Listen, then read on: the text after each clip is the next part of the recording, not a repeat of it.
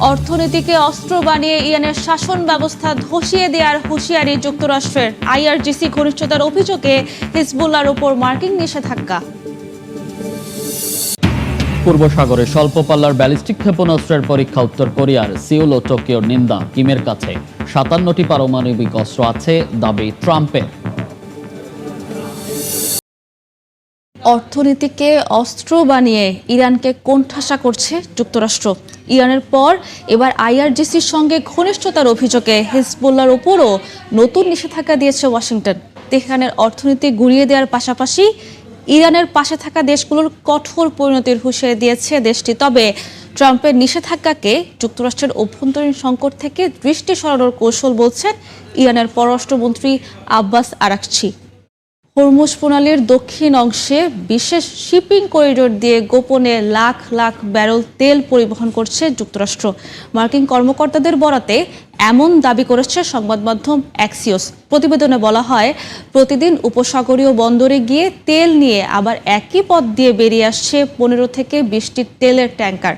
মার্কিন কর্মকর্তাদের দাবি, যুক্তরাষ্ট্রের হামলায় নজরদারি ব্যবস্থা ক্ষতিগ্রস্ত হওয়ার দক্ষিণ অংশে জাহাজের গতিবিধি পর্যবেক্ষণ করতে পারছে না ইরান। যুক্তরাষ্ট্র ও দক্ষিণ কোরিয়ার যৌথ সামরিক মহড়া কমানোর ঘোষণা সত্ত্বেও কোরীয় উপদ্বীপে উত্তেজনা বাড়ছে। পূর্ব সাগরে প্রায় 10টি স্বল্প পাল্লার ব্যালিস্টিক ক্ষেপণাস্ত্রের পরীক্ষা চালিয়েছে উত্তর কোরিয়া। এই পদক্ষেপের তীব্র নিন্দা জানিয়েছে সিউল এবং টোকিও। এদিকে উত্তর কোরিয়ার কাছে 57টি পারমাণবিক অস্ত্র আছে বলে দাবি করেছেন মার্কিন প্রেসিডেন্ট ডোনাল্ড ট্রাম্প। তবে দক্ষিণ কোরিয়ার মতে কিম জং উনের সেনাবাহিনীর কাছে আছে 120টি পারমাণবিক ওয়ারহেড। ড্রোন হামলা থেকে সন্ত্রাসী মোকাবিলা, আধুনিক যুদ্ধের নতুন বাস্তবতা নিয়ে দক্ষিণ কোরিয়ায় চলছে বিশেষ মহড়া। বেসামরিক নাগরিক থেকে সেনা ও সরকারি কর্মকর্তারা একসঙ্গে অনুশীলন করছেন জরুরি পরিস্থিতি মোকাবিলার কৌশল। এতে অংশ নেন 2 শতাধিক মানুষ। এর মধ্যেই যুক্তরাষ্ট্রের সামরিক মহড়ার পরিসর কমানোর সিদ্ধান্তে উদ্বেগ প্রকাশ করেছেন স্থানীয়রা। ইউক্রেনের রাজধানী কিয়েভে রাশিয়ার ভয়াবহ ক্ষেপণাস্ত্র ও ড্রোন হামলায় অন্তত 17 জন নিহত হয়েছেন। আহত হয়েছেন 40 জনের বেশি। ক্ষতিগ্রস্ত হয়েছে আবাসিক ভবন, বিদ্যুৎ অবকাঠামো, স্কুল ও হাসপাতাল। এসব গুরুত্বপূর্ণ স্থাপনায় পরিকল্পিতভাবে হামলা চালানো হয়েছে বলে অভিযোগ করেছে কিয়েভ।